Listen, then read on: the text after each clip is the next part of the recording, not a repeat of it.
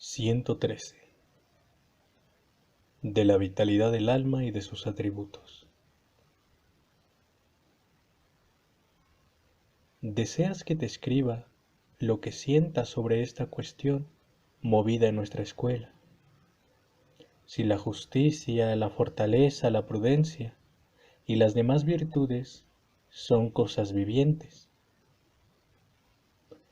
Con esas sutilezas hemos hecho, mi queridísimo Lucilio, que parezca que ejercitamos el ingenio en cosas inútiles y que perdemos nuestro ocio en disputas que nada han de aprovechar. Haré lo que deseas y te expondré la opinión de los nuestros, pero te confieso que mi sentencia es otra. Pienso que hay cosas que solo están bien en los que llevan calzados cortos y manto griego.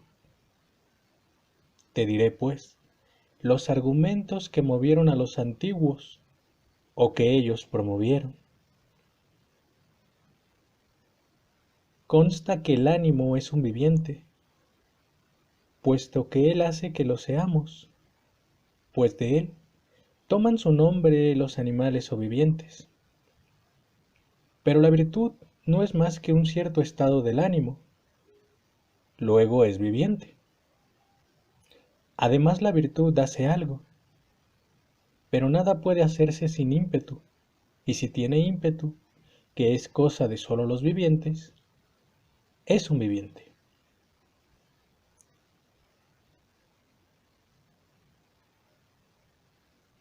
Si la virtud, se dirá, es un viviente, la virtud misma tiene virtud. ¿Cómo ha de tenerse a sí misma? Así como el sabio lo hace todo por la virtud, así la virtud lo hace por sí misma. Luego también se dirá, todas las artes son vivientes, y todo lo que pensamos y comprendemos con la mente, de donde se sigue que muchos millares de vivientes habiten en estas estrecheces del pecho, y que cada uno seamos muchos vivientes y tengamos muchos vivientes. ¿Preguntas que qué responderé contra esto? Cada cosa de esta será un viviente, pero no serán muchos vivientes. ¿Por qué? Te lo diré si me prestas tu sutileza y tu concentración.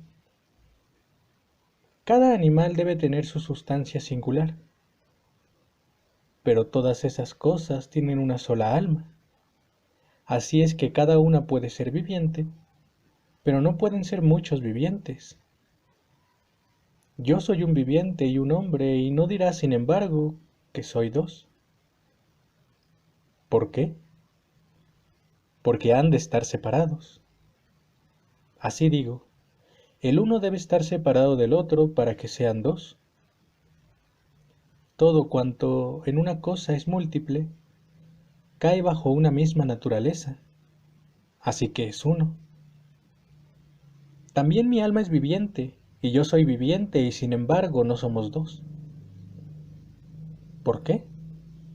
Porque mi alma es parte de mí. Entonces se cuenta una cosa por sí misma cuando subsiste por sí misma, pero cuando es miembro de otra, no puede parecer distinta. ¿Por qué? Te lo diré. Porque lo que es distinto es necesario que sea suyo y propio y completo y desligado dentro de sí mismo. He confesado que yo soy de otra opinión. Porque si se admite esto, no sólo las virtudes serán vivientes, sino también los vicios que les oponen y las pasiones, como la ira, el temor, la tristeza, el recelo. La cosa va todavía más allá. Todas las sentencias, todos los pensamientos serán vivientes, lo cual en modo alguno puede admitirse, porque no todo lo que se hace por el hombre es hombre. ¿La justicia qué es? Se dirá. El ánimo que se mantiene a sí mismo en cierta actitud. Así que si el ánimo es viviente, también lo es la justicia. En modo alguno, porque la justicia es un hábito del ánimo y cierta fuerza suya.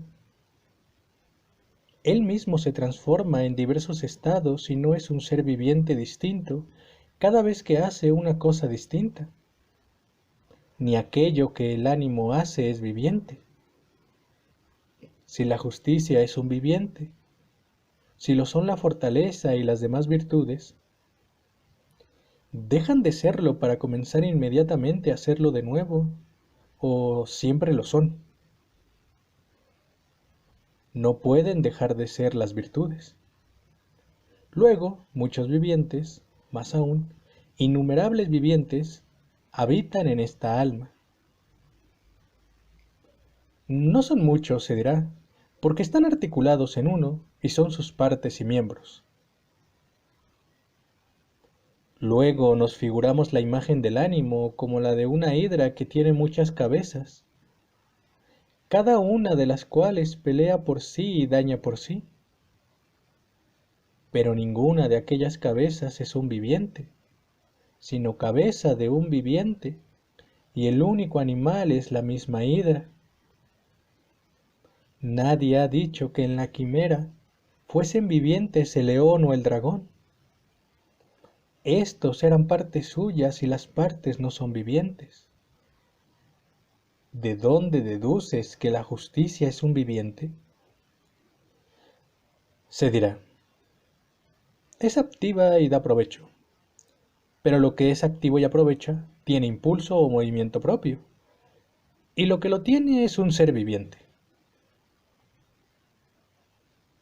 Sería verdad si el ímpetu que tiene fuera suyo, pero no es suyo, sino del ánimo. Todo viviente hasta que se muera es aquello mismo que comenzó a ser. El hombre hasta que se muera es hombre, y el caballo caballo y el perro perro. No puede cambiarse en otro. La justicia, esto es, el ánimo que se mantiene a sí mismo en cierta actitud, es un viviente. Admitámoslo. Después un viviente es la fortaleza, esto es, el ánimo que se mantiene a sí mismo en cierta actitud. ¿Cuál ánimo? ¿Aquel que hace poco era justicia? Está retenido en el primer viviente. No puede cambiarse en otro animal distinto. En aquel que primeramente comenzó a ser, ha de perseverar. Además, un ánimo no puede ser de dos vivientes, mucho menos de muchos. Si la justicia, la fortaleza, la templanza y las demás virtudes son vivientes, ¿cómo tienen un solo ánimo? Es necesario que cada una tenga el suyo, o no son vivientes. Un solo cuerpo no puede ser de muchos animales. Esto lo confiesan ellos mismos. ¿Cuál es el cuerpo de la justicia? El ánimo. ¿Qué? ¿Cuál es el cuerpo de la fortaleza? El mismo ánimo. Pero un mismo cuerpo no puede ser de dos animales. Pero un mismo ánimo, se dirá, se reviste el hábito de la justicia, de la fortaleza y de la templanza. ¿Podría esto suceder si al tiempo que hubiese justicia no hubiese fortaleza, o cuando hubiese fortaleza no hubiese templanza? Pero ahora todas las virtudes existen a la vez. Así que, ¿cómo cada una será un viviente cuando no hay más que un ánimo que no puede hacer más que un solo viviente? Además, ningún viviente es parte de otro viviente, pero la justicia es parte del ánimo, luego no es viviente. Me parece que estoy perdiendo mi trabajo en una cosa admitida por todos, porque aquí hay más motivo de indignarse que de disentir. No hay ningún viviente igual a otro. Considera los cuerpos de todos. No hay ninguno que no tenga su color propio, su figura, su tamaño. Entre las demás cosas en que es admirable el ingenio del divino artífice, pienso que hay que contar también esta, que en tanta abundancia de cosas, nunca cayó en lo mismo. Aun las que parecen semejantes cuando las comparas son distintas. De tantas clases de hojas como hizo, ninguna hay que no se señale con una propiedad suya. De tantos animales, ninguno tiene el tamaño de otro, siempre hay alguna diferencia entre ellos. Se exigió asimismo que las que eran distintas fueran de semejantes y desiguales. Todas las virtudes, según decís, son iguales. Luego, no son vivientes. No hay ningún viviente que no obre por sí mismo, pero la virtud nada obra por sí misma, sino con el hombre. Todos los vivientes o son racionales como los hombres, como los dioses, o irracionales como las fieras, como los ganados. Ciertamente que las virtudes son racionales, pero no son hombres ni son dioses. Luego no son vivientes. Todo viviente racional nada hace si no se excita primero con la impresión de alguna cosa, después viene el impulso y después el asentimiento confirma este impulso. Diré qué es este asentimiento. Supongamos que me conviene andar. Tan solo ando por fin cuando me he dicho esto y he aprobado esta opinión mía. Me conviene sentarme. Me siento por fin cuando he asentido. Este asentimiento no está en la virtud, porque piensa que se trata de la prudencia. ¿Cómo dará su consentimiento a la opinión? ¿Conviene que yo ande? No admite esto la naturaleza. La prudencia, en efecto, mira por aquel que la tiene y no por sí misma, pues ella ni puede andar ni sentarse. Luego no tiene asentimiento y por lo mismo no es un viviente racional. La virtud sí es viviente, es racional, pero no es racional. Luego tampoco viviente. Si la virtud es un viviente y la virtud es un bien, ¿no todo bien es un viviente? ¿Lo es? Así lo reconocen los nuestros. Salvar al padre es un bien. Decir una opinión prudente en el Senado es un bien. Decretar lo justo es un bien. Luego, también salvar al padre es un viviente y decir una sentencia prudente es un viviente. Extremaré el argumento hasta que no podáis contener la risa. Callar prudentemente es un bien. Cenar con frugalidad es un bien. Así es que callar y cenar son vivientes. A fe mía, que no dejaré de hacer cosquillas y juegos con estas ingeniosas tonterías. La justicia y la fortaleza, si son vivientes, ciertamente que son terrestres. Todo viviente terrestre tiene frío, hambre y sed. Luego la justicia tiene frío, la fortaleza tiene hambre, la clemencia tiene sed. ¿Qué más? ¿No les preguntaré qué figuras tienen esos animales? ¿La de un hombre, la de un caballo o la de una fiera? Si se les da figura redonda como la de un dios, preguntaré si la avaricia, la lujuria y la demencia son igualmente redondas, porque también ellas son vivientes. Si también a éstas las hacen redondas, todavía preguntaré si un paseo prudente es un viviente. Es necesario que lo confiesen y después que digan que el paseo es un animal y por cierto redondo.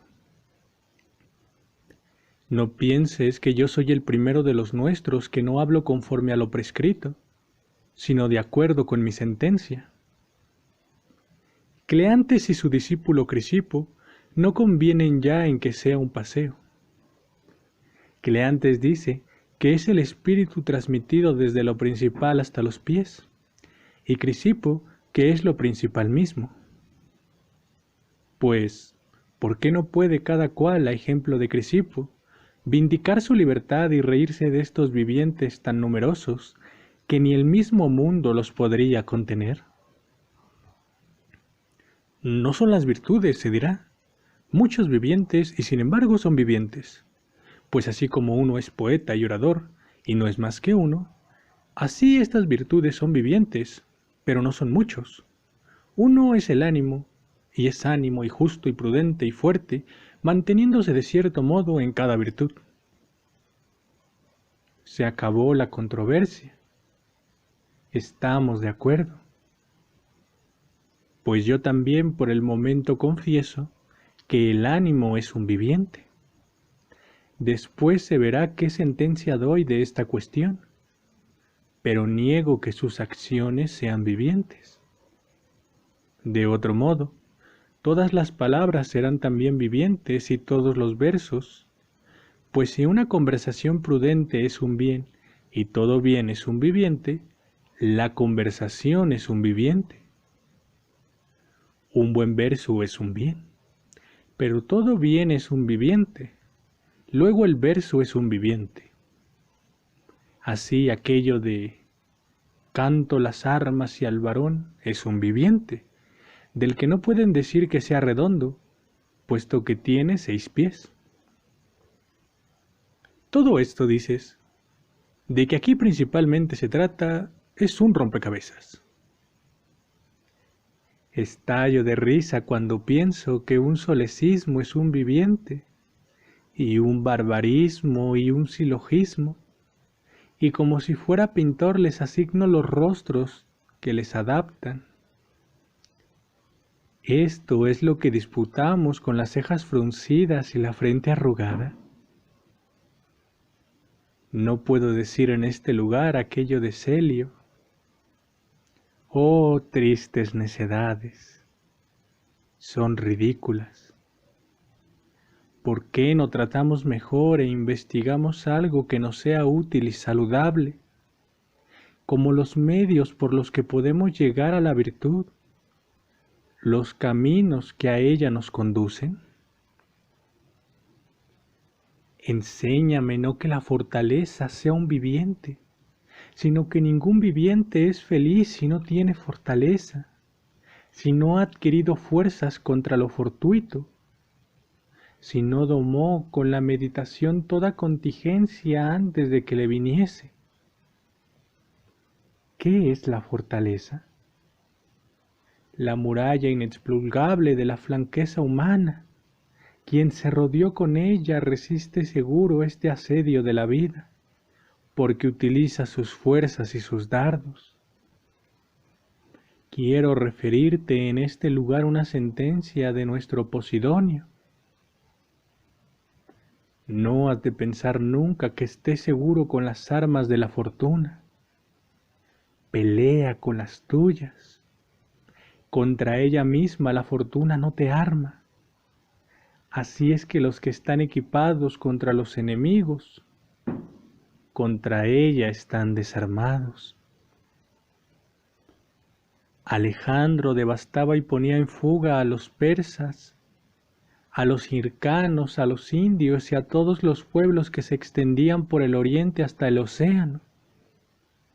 Pero él mismo, unas veces por haber matado a un amigo, otras por haberlo perdido, yacía en las tinieblas, lamentando ya su crimen, ya su soledad. Y el vencedor de tantos reinos y pueblos sucumbía a la ira y a la tristeza, porque se había comportado de modo que tenía en su potestad todas las cosas, pero no sus pasiones.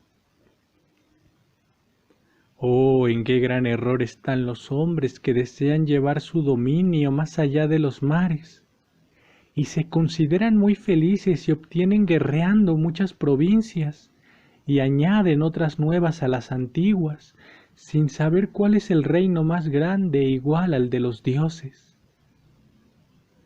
Dominarse a sí mismo es el mayor de los imperios. Enséñeme qué cosa tan sagrada es la justicia, que mira siempre al bien ajeno y no exige de sí misma más que el que se la emplee. Nada tiene que hacer con la ambición y la fama.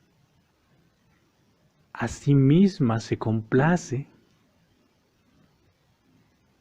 Que cada cual se persuada ante todo a sí mismo de que ha de ser justo desinteresadamente. Poco es esto. Aún ha de persuadirse a sí mismo de esto otro. Me agrada consagrarme libremente a esta hermosísima virtud. Que todos mis pensamientos estén muy distantes de la propia comodidad. No has de mirar cuál sea el premio de una cosa justa, porque el mayor está en ella misma. Graba en ti todavía aquello que poco antes te decía. Nada importa que sean muchos o pocos los que conozcan tu equidad. Quien desea que se publique su virtud, no trabaja por la virtud, sino por la gloria. ¿No quieres ser justo sin gloria? Porque a fe mía que con frecuencia deberás ser justo con infamia. Y entonces, si eres sabio, te deleitará una mala opinión ganada por hacer el bien.